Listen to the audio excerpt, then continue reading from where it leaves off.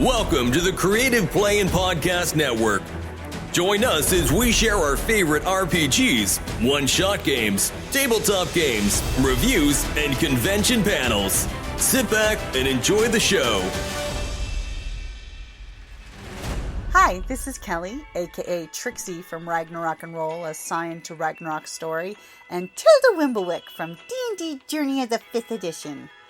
First off, I would just like to say thank you to everyone for listening to our varied adventures, as well as for rating us on iTunes and rpgpodcast.com. If you haven't rated us yet, we would greatly appreciate it if you could.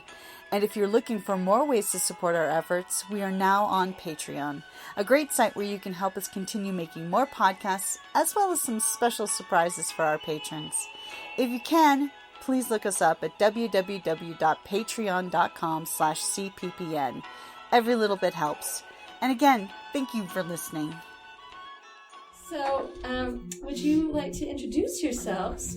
Yes, I am Jen and Tanya. We are part of the Roynish Turtle Conservation Society because nobody wants another turtle war. That's correct. That's right.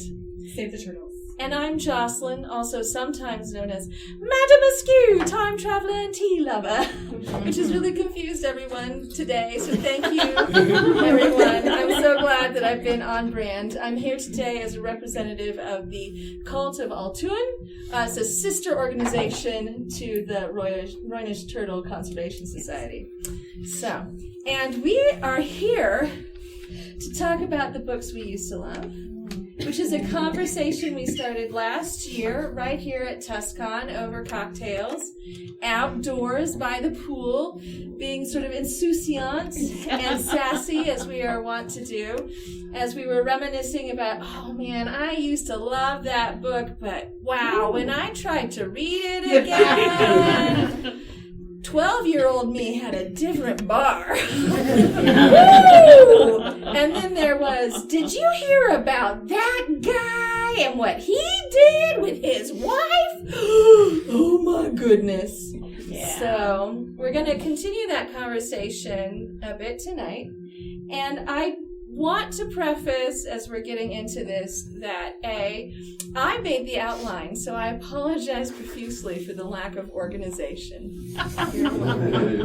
B, we're not going to talk about too many terrible topics, but there are going to be some mentions of child abuse and some mentions of sexual assault. And we're going to try not to make that graphic, but if that is something that is hard for you to hear, I just want to warn you in advance that those topics are going to come up.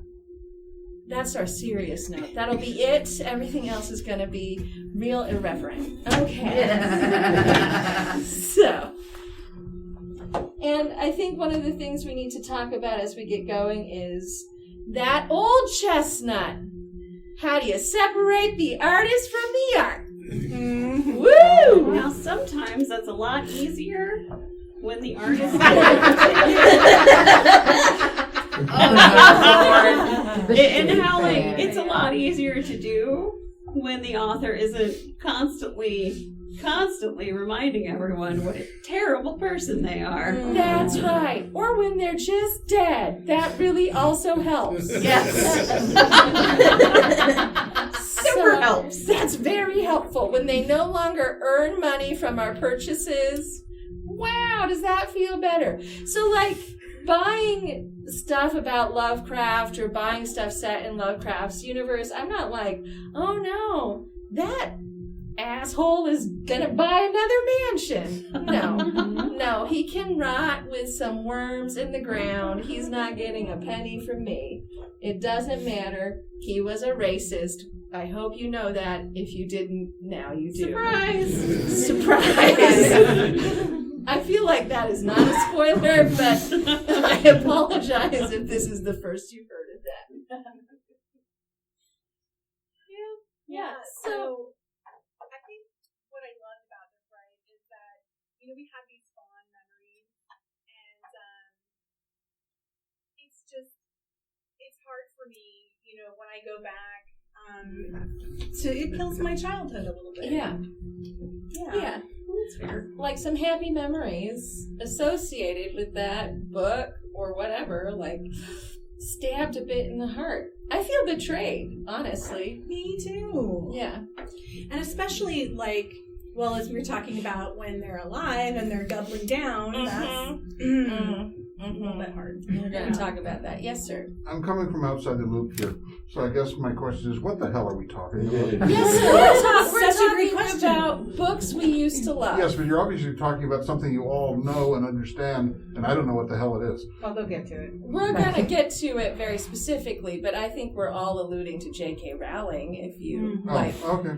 Because, you know, she keeps doubling down on being a real jerk face on a daily basis. So it's very hard to be like, oh, well, her stories are fine. Because then she's like, but wait, hold my teacup. I need to say something else awful today.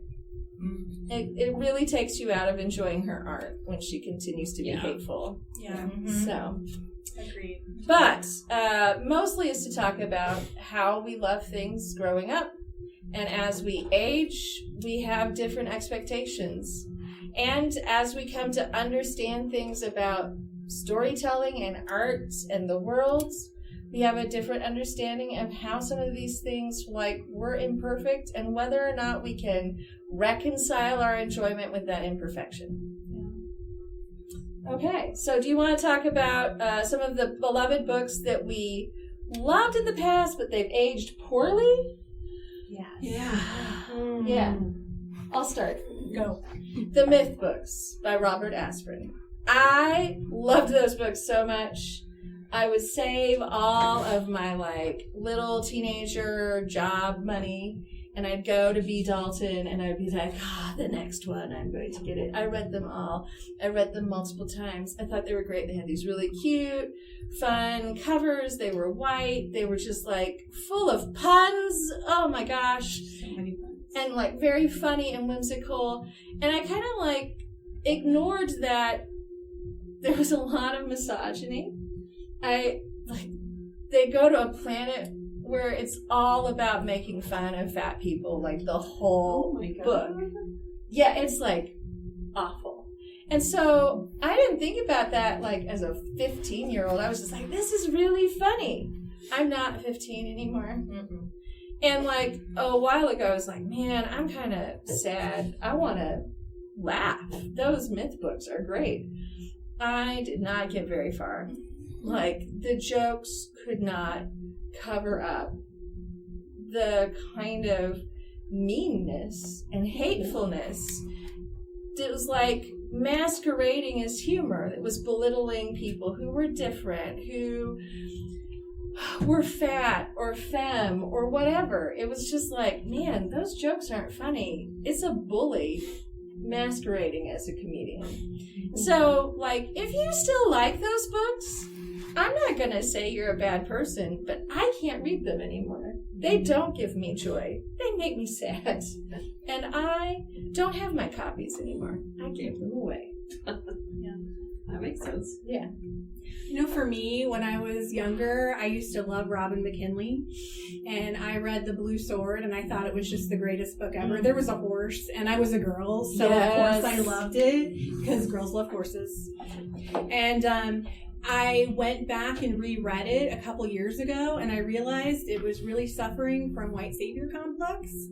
She's supposed to be of that group, but she's grown up in a different world. It's very British colonialism, and it's just a really hard read. And I don't have the same regard for it I used to have. And that was sad, because I used to, as I said, as a kid, I used to read it, like, religiously, and now it's done for me. Yeah, and she's still considered, like, one of the greats, and that is a book that definitely is on a lot of lists, and it's important to a lot of people. But there it is. Colonialism. Boo. Boo. Well, some of my teen favorites are the trigger warning category. The authors of them fall under that content warning we gave you at the beginning. Like, when I was in high school, I just devoured the series that David Eddings wrote. Like, the Belgariad, And it was like a lot of like, you've got your chosen one who gets a group together to go around on an adventure and save the world. And there was this wonderful sorceress character named Polgara who was just fantastic. It was a good time. There's like 10 books because you have your 5 at the beginning and then there's a sequel series, and The Valorian. I loved them. Yes. And then you had this other series about some other people, and I thought they were great. And and then over time you come to find out that his wife had been helping him write all these books, and she was never credited at all until Much later. much later. And that he just has such very, like, kind of stereotypical, kind of bad portrayals of gender roles. Like, they're very kind of rigid. And then we find out that the Eddings were child abusers. Like, really, really bad stuff. Closet, right? Yeah, I mean, they went to prison for a year, both of them, and they adopted some children, and fortunately, those children were removed from their care, but those children really suffered a lot at their hands. And like, I was kind of like having a hard time reading those books, like before understanding that, but that was the thing where it was like, man, it's not just that these books are like rigid and kind of shallow depictions and a lot of stereotypes. All of those things is that they were truly horrible people. Now, I don't think you can make an apology for people who went to prison for child abuse. And a lot of authors of note who got their start, have also have decried the Eddings. So it's something that not a lot of people know, but there are articles. It is on record. It is not a rumor. Yeah. So, And like, the other main one for me was the Miss of Avalon. It's like, I was, this teenage geek who had, I loved Arthurian legend. Yeah. I still kind of do. And then somebody told me about the Miss of Avalon. Oh, you should read it. It's like a kind of a feminist retelling of the Arthurian legend, and it's a great book. And I finally got, the used bookstore I went to, finally got one, so I got my hands on it, and I read it, and I was amazed. I just loved it. I felt like it was just this big, like it was one of those things where whenever you're younger and you read a book, and I mean, it happens even it happens when you're an adult too. Now sometimes you can find a book that just clicks with you so much that it's just an experience to have read it. And then I found out that she and her husband are trash. Yep. Like, the daughter accused Zimmer Bradley's husband of assaulting her multiple times, and Marion Zimmer Bradley did nothing. That is what we have learned. And it's a hard thing, because that was an important book for me, and the sequels that I read were very good. But now it's one of those things where whenever the meme goes around online about, over the next however many days, post your favorite books, one per day. And the last time I did one, I did post this book, and I said, in my caption, I said, this is a great book, but please read the comments. I cannot recommend that you buy this book new. If you want to read it, go to the library, buy it used, so you're not supporting their estate. yeah. So, that is, I think, one of the hardest ones when I learned about Miss of Avalon. I think for a lot of people in the 90s, especially like teenagers, feminists, people who were like on their path to being pagan, it was like such a foundational book. I read all of her Darkover books. I've heard great things about those. She gave a lot of people a start. Like, by all reports at the time she was this feminist icon who was building people up and doing wonderful things. And behind the scenes, she was a monster. And that's really hard. Yeah. I mean, I was brokenhearted. Her husband did go to prison for the abuse, and she did not. But after her death, her daughter finally came forward and was like, I didn't say anything because I thought my mother's influence and reputation for other people was more important than me or my experience. But, I read that and I was like, I can never read this book again. Because I felt betrayed, right? Yeah. It's so hard. That is not feminist to do that or to make someone feel that way. It's just hypocrisy. Yeah. And it's kind of one of those things where it's like, obviously we don't know these authors. We were never friends with them. But it's like it's a hard thing sometimes whenever someone whose work you like. And so maybe you think, well, they wrote this. They're probably a pretty neat person. Right. And then you find out they're not. So, yeah. That was hard for me too, and I only learned it probably within the last 5 to 10 years. Yeah. It just really spoils the art. At least the first time I heard it, I'm like, no. Yeah, I didn't want to believe it. No. I didn't. I was like, this is an internet rumor. No. Her husband went to prison. It's on record. It's not a rumor. Oh, no. Yeah. It's just awful. But there are other people on this list who are not monsters and are just, wrote things that make us go, really? Ouch.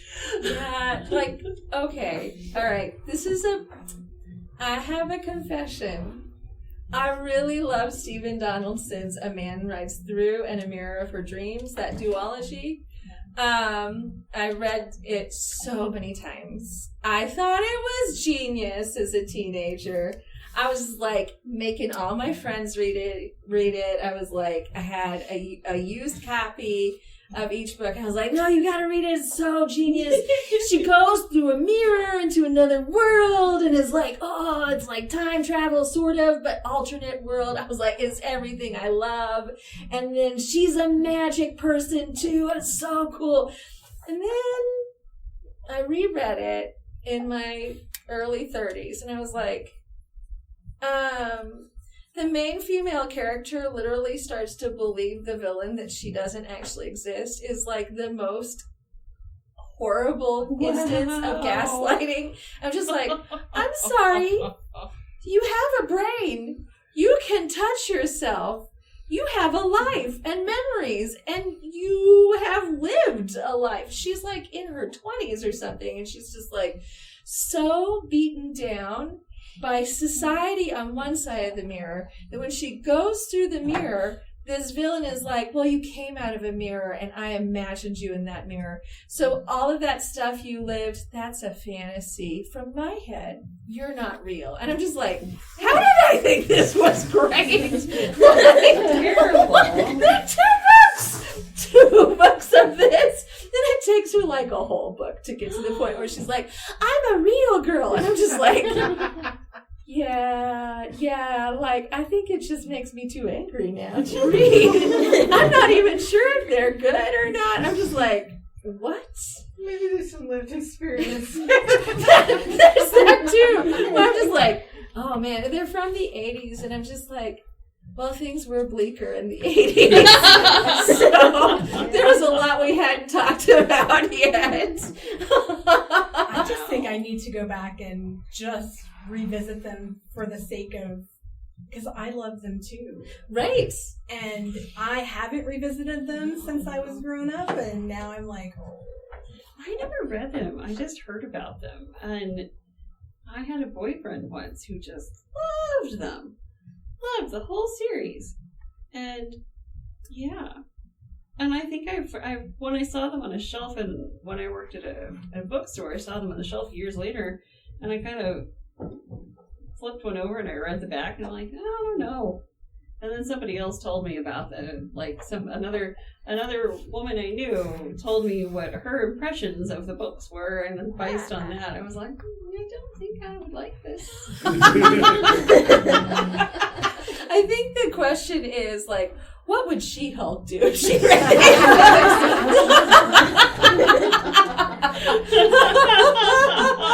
Oh my gosh. Yeah. I mean, I suspect Stephen Donaldson is like I actually don't know if he's still alive, but I suspect he's a fine dude, like he's a skillful writer or whatever. Yeah. I have no information that he did anything, untoward. But he did also write the Thomas Covenant books, which I tried to read as an adult. And I'm glad I tried to read them as an adult and not as a teenager. I couldn't even finish. I think that was actually the Stephen Donaldson series that someone told me about. Oh, yeah. man. There's a little rough. Yeah. Oh, yeah. No. They're very rough. they are deliberately very rough. Yeah. Yeah, and the character, the pivotal hero is like, it's a dream. It doesn't matter what I do in dreams. Like, I gotta tell you all, when I dream, I'm not like, I want to be a monster in my dreams. I'm just going to give in to monstrous behavior. That's not relaxing for me as I'm sleeping. So that's a real interesting attitude. And then later he figures out, it wasn't a dream. I did actually assault that young woman, and then I went back to my world and left her with trauma. He meets the descendant of that assault, and he's like never really shameful, or he has no real remorse, and he doesn't make any kind of amends or change. I'm like, so you thought it was a dream, and I might have been able to get past that, but when you found out you'd really done this heinous thing, you weren't like, I'm a bad man who needs to think about my actions. You were like, oh, well, I did that, but I have leprosy. What? Yes! That is bananas! Yes! It is, in fact, bananas. I'm so glad I never read those. Don't read them. Although he never refers to him as he's talking about the books as a hero, it is always protagonist. Okay, I mean, I understand that he's sort of like an anti-hero hero, but also, man. Oh yeah, deliberately rough. It's written by a dude talking about things that really do happen to femme people regularly, and I'm like, man, you didn't need just a sensitivity reader. You needed some time in therapy and an entire staff. Because those books, they're not edgy, they're insensitive. And they miss a lot of marks. And I can accept that in the time they were published, I mean, they were huge. I remember all the adults around me being like, Thomas Covenant is the best thing! And I'm like 7. I'm like, these must be good books. They are not good books. Yeah, I can see that. In my opinion, which is clearly very shy. You're so understated. I am. I am. Shy and retiring. So shy. It's the hat. Would you like to talk about one of our other authors on the list who just made some questionable life choices with his writing? Oh, well, which one? Which one? There are so many. Yeah. Well, we could. I mean, who added RH to the list? Oh, that was me. Okay. Yeah, I mean, in full disclosure, there's some of these that I didn't read necessarily when I was a teenager. I first read Heinlein when I was in my 20s, or late teens. It was early 20s. And the first thing I read by him, I think, was Job the Non-Believer, like that. And this friend that I knew in high school was like, "You need to read this; it's amazing." And I'm like, "All right." And we borrowed it, and it was like, he loaned it to me. I enjoyed it.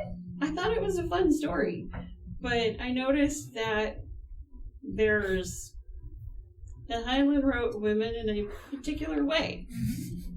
And then later I read Starship Troopers, and it was entirely different to me than the other one.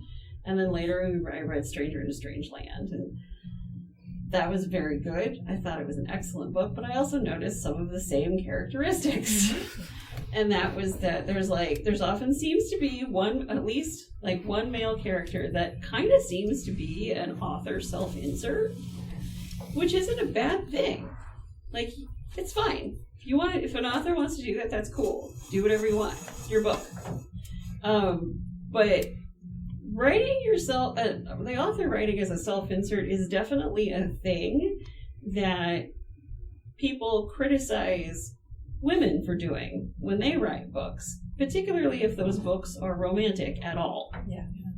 And so it's just like kind of like looking at that and realizing, I'm like, hey, I wonder if a lot of people criticizing women for doing this realize that this is happening, realize that guys do this too. Yeah. And do you have a problem with that? And then there seem to be some of the women in the Heinlein books that I've read, and I know he's written a ton of books, and I've only read 3. But these are my experiences with these 3. And that it seemed like the women who are going to be part of the story, they always are described in kind of terms of being very conventionally attractive, and they're nice. They are there to kind of do things for the main character. I mean, just kind of there to they're not going to disagree with them very much, but they're not there to be like a foil or anything. They're just there to kind of be there. And there always seems to be 1 or 2 that are just they're just sassy enough to be interesting, but not really sassy enough to be a problem. And then they just kind of fade into the background unless they are one of the main characters. It's not just those 3 books. Oh, it's not? Okay. But that was something that, I was like, huh. And I know people who they love Heinlein. Yeah. And I'm just like, you do you. There's a lot of other books that I can read. Yeah. That won't make me go and flip to the front to find out when it was written. Yeah. Man, I love Stranger to Strange Land. It was a great book. It's an amazing, it's a pivotal, important book in science fiction, but I have really avoided rereading it at this phase in my life because I'm I think I want to just have that one experience and then understand that it is flawed and spend my time on other books. Yeah. I mean, Starship Troopers was, I thought, kind of an enjoyable read, but it's also very, very funny whenever you, compare it to the movie. The movie is, its whole other thing, but it's very clearly, a fun satire. Yeah. It was great. It was great. Absolutely. Jen, would you like to add to our list of people we're pillaring? Well, for me, the hard one was JK. Yeah.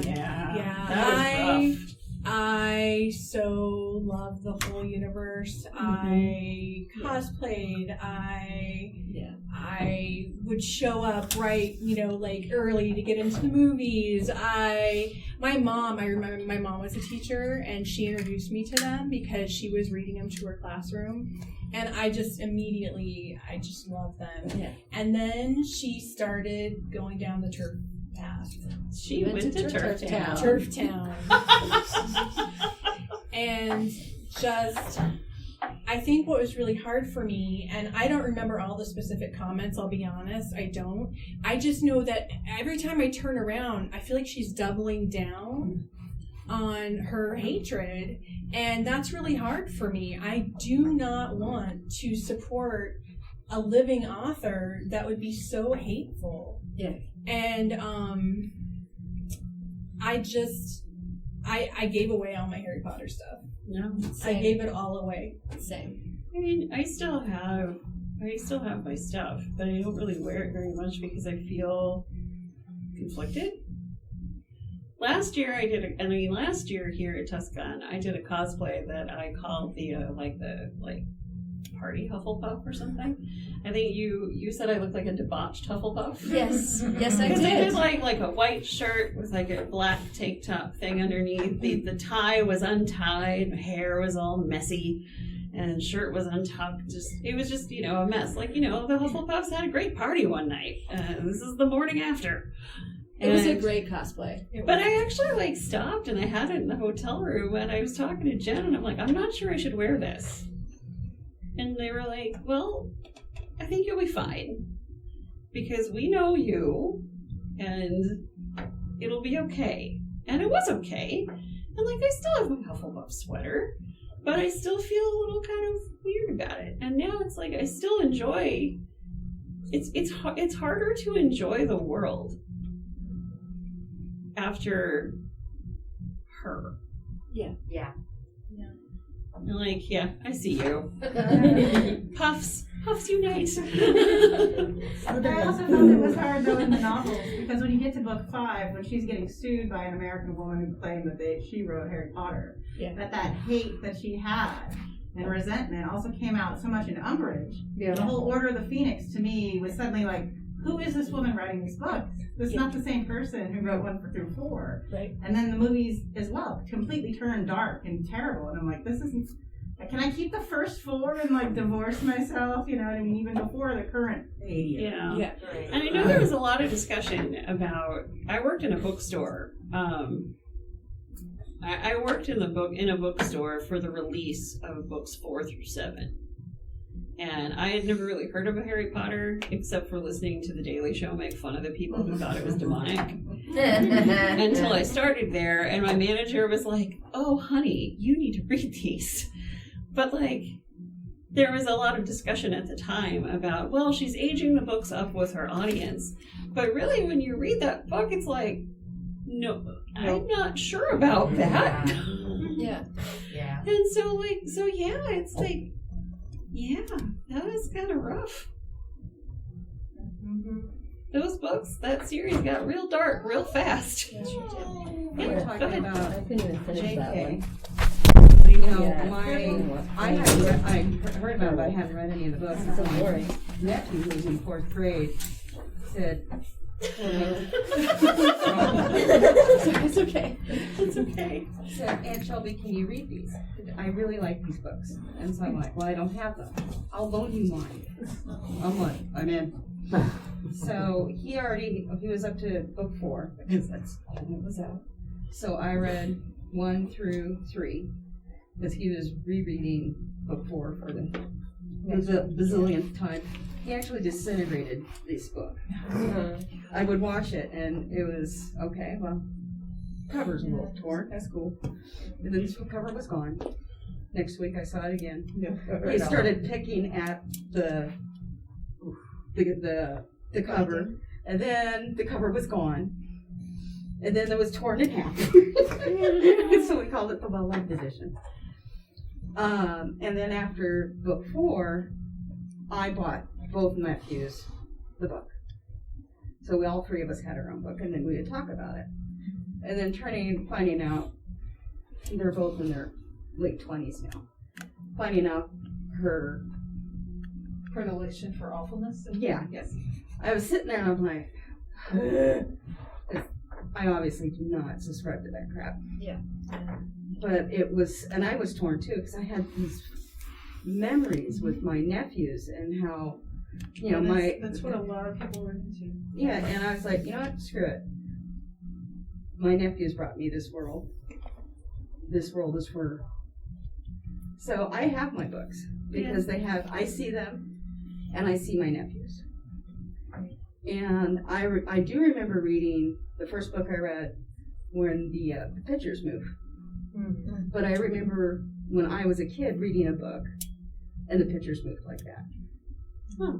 And I was sitting there going, where did I hear from that? And then I was in one of my college classes and her daughter refuses to read them because she ripped off a lot of the doll. Oh, huh. That's interesting. I did not know that. Yep. Yeah, I've had people say that the Horse Witch was inspiration for the Harry Potter novels as well. I believe she it. borrowed stuff, obviously.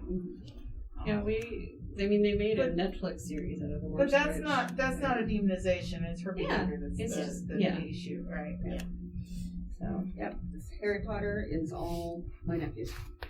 And you know, I've seen a lot of people, especially in the online community spaces, talking about how they just have divorced the books from the author. Yeah. Because, you know, there are like, especially my friends who are trans, like those books when they were kids really gave them a lot of inspiration and help and support and made them feel like they could, you know, navigate this experience that they were having. And so they don't want to like give up that book. And I'm never going to say anything hateful or belittle fans, because I personally feel like the fans are what made those books actually great. Yeah. And it was like the way that people riffed off of the books and the art they created. And I'm like, if you want to buy on Etsy from independent creators, you spend those dollar bills, y'all. Yeah. But I'm not going to give her dollars anymore. Yeah. She hasn't. She has plenty. Yeah, she has plenty.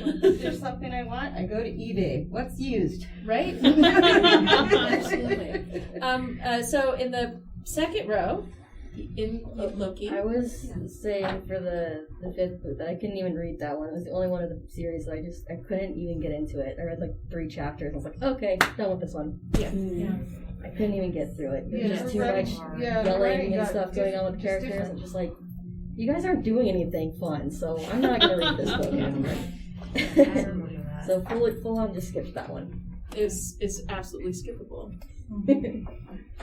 I was going to say, I got into an argument online about Harry Potter because reasonably the person I was arguing with was like, I just hate J.K. Rowling, now I can't. And reasonably. But I don't subscribe to the notion that you find out an artist sucks and therefore their art inherently sucks. I just don't believe in that. Harry Potter saved my life. Saved the lives of some of my friends. Lots and lots of strangers. And my generation was obsessed with it.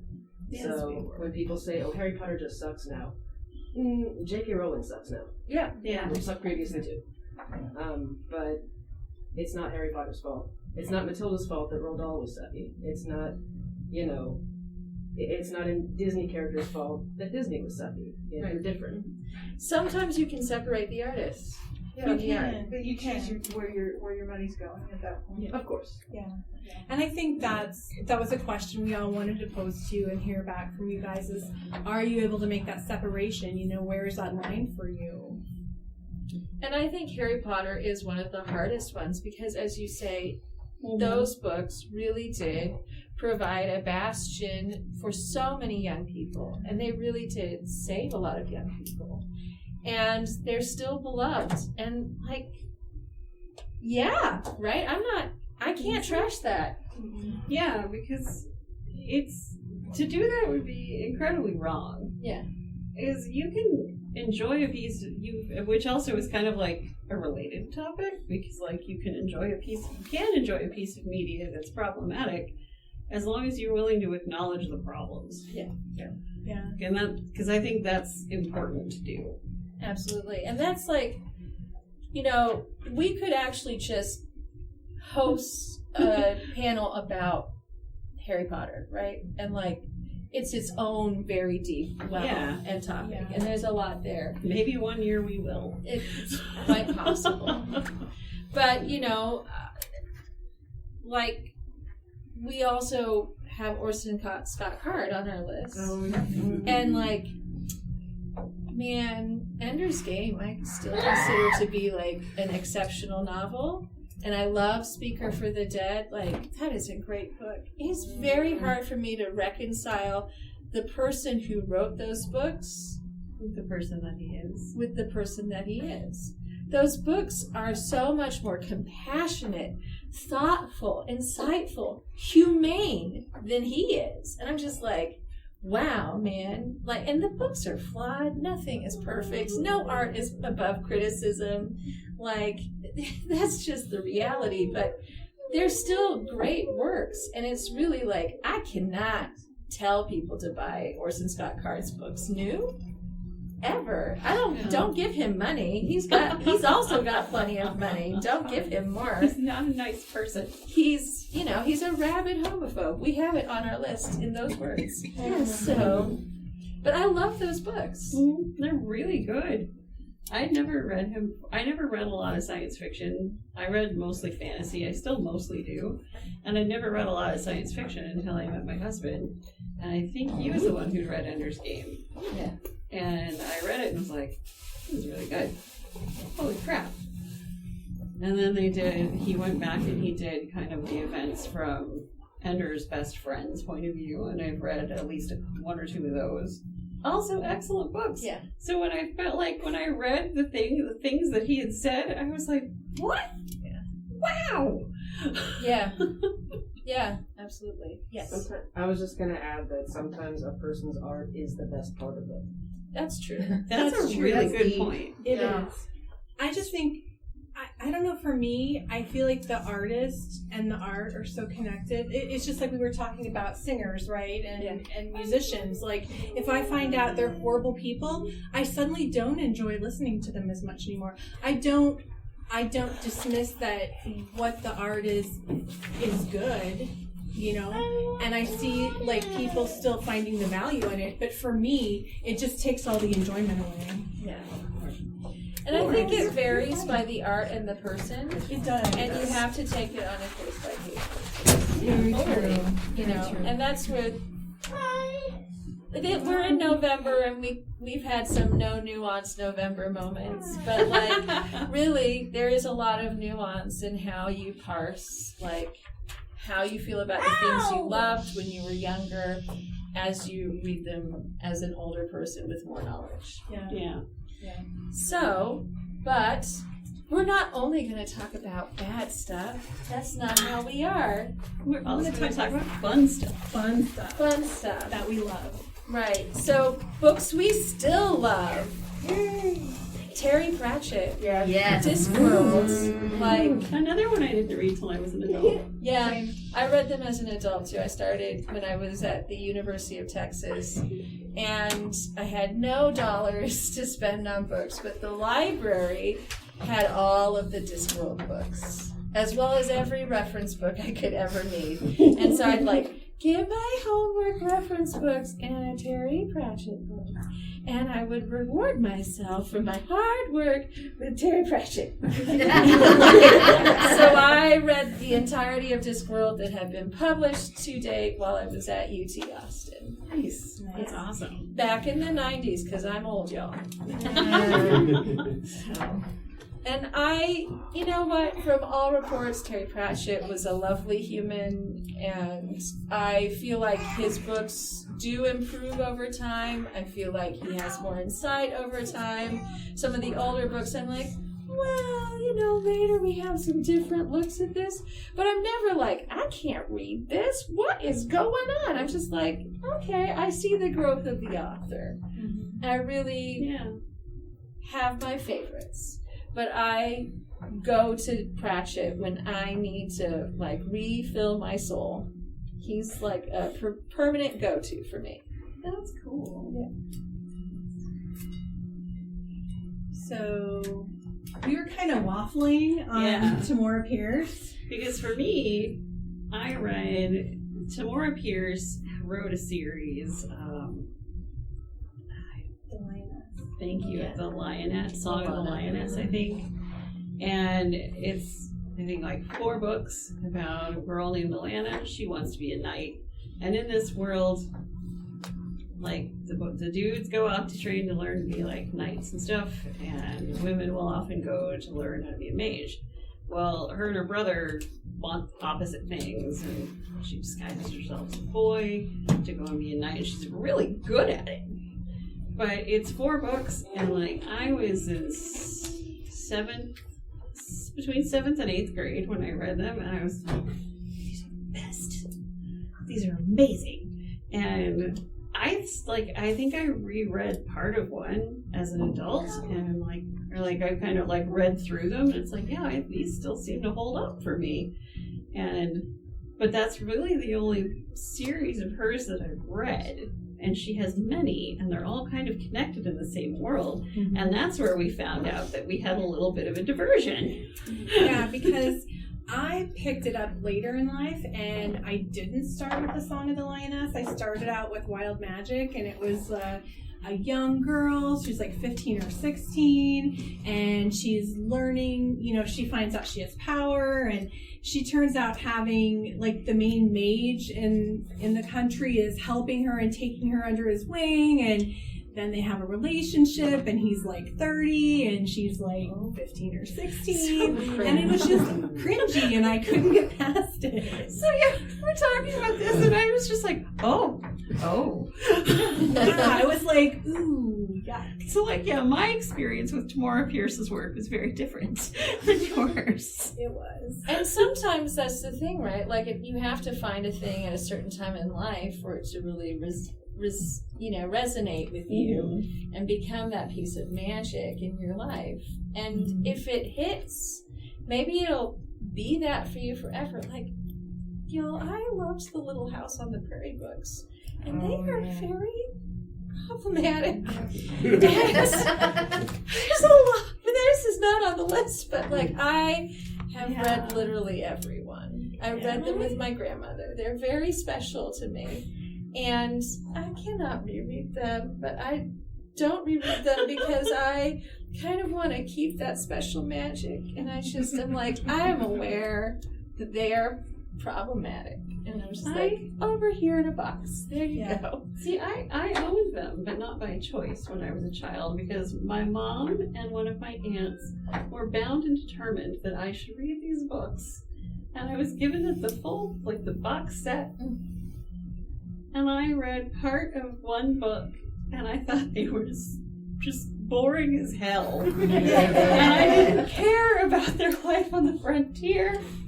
So it was just colonizing the frontier, you mean? Yes, colonizing the frontier. And I didn't care about any of it. And so I think it became, I honestly don't think my mom ever told my aunt that I never read them. I think she just gave some sort of blanket thing about, what a nice gift or something. Yeah.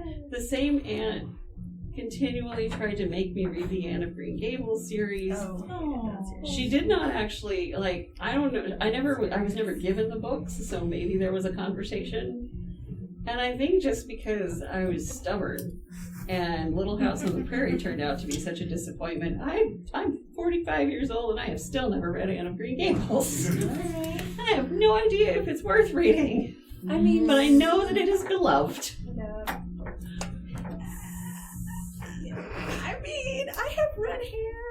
I definitely read those books, and I really definitely love them. I did too. Yeah, and that's really cool. But also, my first cosplay was Laura Ingalls Wilder. I definitely wore a little prairie dress, when I was 10. Yeah. So for me, books I still love that I can't stop loving. I love Anne McCaffrey. Yes. I still read all the Pern and the whole Dragon Singer spin-off. Oh my gosh. I loved that. Yeah. I was a little aspiring musician, and I thought that was the greatest series I'd ever read. I loved those books in high school. Same. And the other series from her, and she also had multiple series of books. And the other one that I loved from her, the series is called The Tower and the Hive, and it's science fiction, and it's telepaths. And the first book is The Rowan. And I apologize that I don't remember very much more than that. I just remember that I needed them like oxygen when I was in high school. Yeah. So let's jump, only because of time. We have books that we recommend right now. Yes. So if you're like, wow, these ladies really seem to hate a lot of books. We also love books. And Tanya, would you like to get us started? Sure. Some of the ones that I picked out, on the outline there was originally only 3 bullet points, and then I added a 4th one for mine. You're welcome to have 4. Well, the first one that I have down is Tuesday Mooney Talks to Ghosts. And it's not necessarily like I imagine that in a bookstore it's probably shelved in the fiction and lit section. But it's basically it's just a delightful book that there's some heavy subject matter, but it's very well balanced by some of the whimsy and stuff. It's a Tuesday Mooney is this woman who works at a hospital, and things are involved. I think it's around, I don't remember exactly what city it's in. But basically a very rich man that was part of the local community, but he did a lot of charitable things with his money and rabble-rouse, so everybody liked him. He did this thing where when he died, a scavenger hunt was launched. And there's clues all over the city, and you have to follow the clues, and people are getting up in little teams and forming books on Facebook groups to talk about the clues. And this is Tuesday's jam, this kind of thing. And so her and her best friend start doing it, and you learn a lot. There's a lot of fun relationships, with friendships and people figuring things out, and just a lot of really fun whimsy, honestly. The second one on my list is completely different, and it's called Gideon the Ninth. And it's Tor.com, someone described it as sword lesbians in space. Nice. I mean, it's also kind of sci-fi fantasy together, and there is a lot of, they're not the characters are necromancers, so there's a certain amount of body horror. So if that is not your thing, then maybe skip that one. But it's just delightful because Gideon is great. She's sassy and fun and loud, and it's great. And then there's Trail of Lightning by Rebecca Roanhorse, which is going to be, it's eventually going to have a 3rd book one day. And I look forward to that day. Yes. And it is set in after an apocalypse. And it's pointed out in the story that the Navajo have already been through an apocalypse. And I had never thought of that before. And I was like, wow. And Coyote pays a visit every now and again, so it's lots of fun. And then I had Children of Blood and Bone by Tomi Adeyemi, which was also good. And I'm going to leave it there so that other people can talk. And I'm going to go quick because we're kind of running on time. But I'm a big Brandon Sanderson fan, and so I put The Way of Kings down just for the first one if you haven't read it, because I just absolutely love Brandon Sanderson's way he writes mental health. I think it's amazing to have a character that's so depressed and working through things. And I don't know if you guys know, but he actually helped a friend of his. He wrote, it was a novel that he and some other authors went in on to help a friend who was really depressed and in debt make up for his tax bill.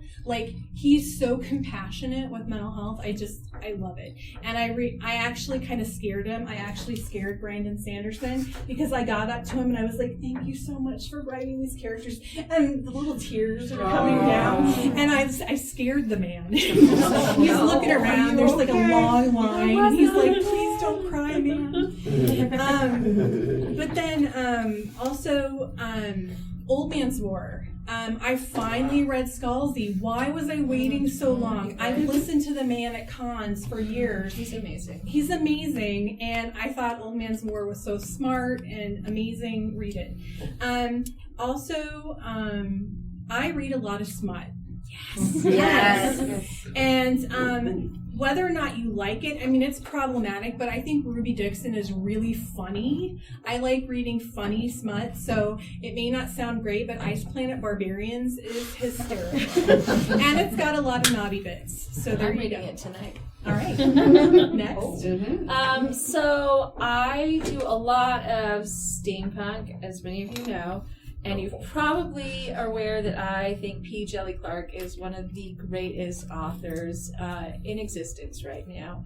top 10 steampunk authors, top 10 authors for me. And Dead Chin in Cairo is a great place to start with him. But, like, really just read any of his books. This is sort of like a mystery with some magic, set in Cairo, with a damper as fuck, pardon the language, lesbian, protagonist, solving crimes. She is great, and I would date her. Right. And then Legends and Lattes, which is getting so much buzz right now, which is great, because I would like him to be able to publish more books, which means you need to buy them and read them so he can publish more, because that was his debut. It's a great book set in a D&D type world. It's a cafe, it's cozy, it's sweet, there's romance, there's comedy, there are orcs. It's just so good. And Chuck Tingle. And Chuck Tingle. Oh, I love Chuck. And listen, just do yourself a favor and read a Tingler. And then my final one is also another steampunk read, arguably steampunk. We could argue that, but we're not. Dread Nation by Justina Ireland. Again, I just think this is a brilliant book. She's an amazing author. There is a sequel to this book, and it is set after the Civil War. If the Civil War had erupted in a really bad case of zombies, and it's amazing. It's amazing, and it probes a lot of heavy shit, and it's The just sequel's really good too. Yeah, I'm passionate about this book, so yeah. Can I just interject a recommendation? Flipping back to Lovecraft, if you want to read something that is kind of addressing Lovecraft's racism while reimagining the Lovecraft universe, read The City We Became, and The World We Make just came out by N.K. Jemisin. Oh, they're phenomenal. It is the most unique science fiction horror I have ever read. Awesome. Cool. Thank you so much. And thank you all for being you. Yeah, thanks for coming. Yeah. Yay! We're going to talk about Sandman tomorrow. Thank you for listening to the Creative Play-In Podcast Network. If you enjoyed our show, please check out D&D Journey of the 5th Edition and Ragnarok Enroll a Scion Hero to Ragnarok Story. Also, check out our Patreon page for more content and behind-the-scenes things, as well as joining us for a one-shot game or two.